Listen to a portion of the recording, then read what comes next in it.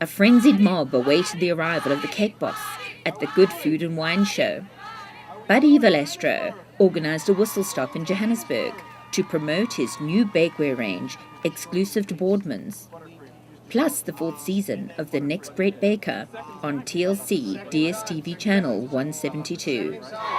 I'm just very excited to be back here in South Africa. Last time I was here, you guys were so great and you made me feel at home, you made me feel like family. So I always thank my South African fans for always coming out and loving and supporting me. And I love you back. That's why I'm back in Joburg. So thank you so much. There must be a lot of pressure to use local ingredients when you travel to far-off destinations. We asked Buddy how he deals with this. Well, whenever I travel anywhere, I always like to try the local favorites or the local things that they're using. And, when you travel, you get to find so many hidden treasures and things like that. I'm sure that I'm going to be eating and tasting a lot of goodies. The last time that I was here, I did. I don't remember what I ate, but I remember and it's funny because whenever I go somewhere, whether I'm at a restaurant or a different country, they want to feed me. So there's like 20 different things that I got to eat, and it's like, oh, taste, oh, taste, oh, taste. But definitely love to inspire from the local flair and flavor. So I think it's important because you never know. One day we could have a bakery here in South Africa, right? Yeah! And if I was to ever open a bakery here, I would love to bring the traditions that we do in the States and what Carlo's Bakery is famous for. But I would also love to marry in the local flair and favorites because I think it's important to embrace that and see how you could combine them and make them even better. For those who live at high altitudes, Buddy gave some tips on just how to stop your fondant icing from cracking. Actually, for cake decorating, the higher the altitude is, the drier the climate, the harder it is. So like the fondant usually cracks very easily. And how do I know this? I know this firsthand because years ago I was in I was in Beaver Creek, Colorado, where, it's very high altitude over there. And I was working with, and I brought all my ingredients from home, but the minute it was in that, atmosphere, it just didn't work.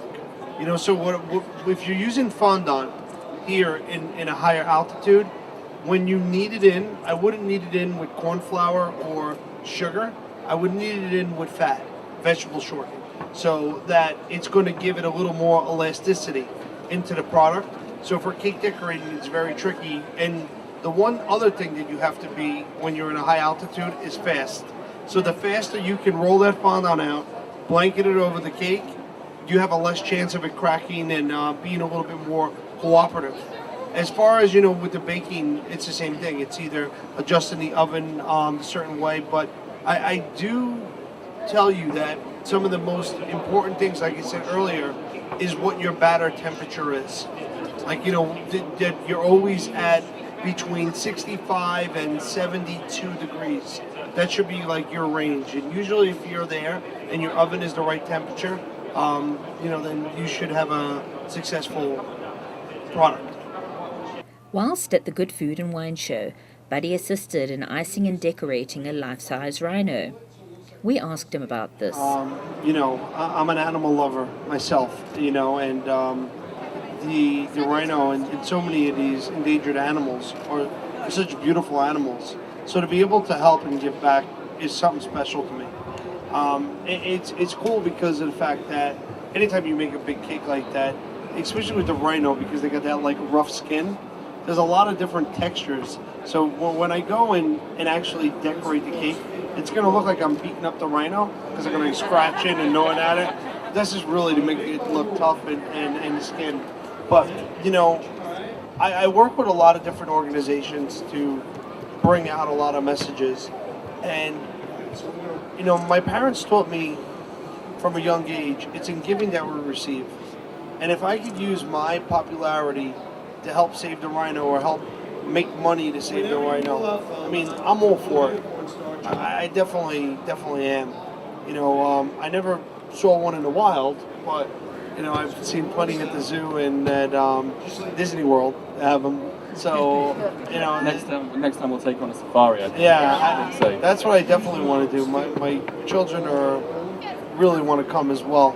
So, you know, it's one of those things where you have to give back, and you have to always want to give back, and we always do. And I know that part of why I agreed to do it is because we're going to actually be cutting the cake up tomorrow and selling pieces of the cake, and we're going to actually take all the proceeds and give it back to help save the rhino.